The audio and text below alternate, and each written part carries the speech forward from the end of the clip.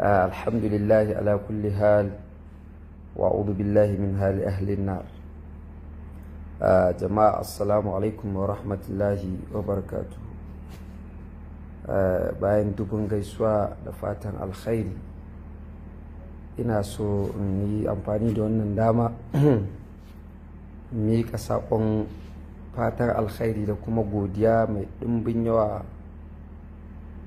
ga al'umma baki ɗaya waɗanda suka ainihin taya ni alhinin wannan abu. Na gode da masu fatan alkhairi da kuma masu addu'a.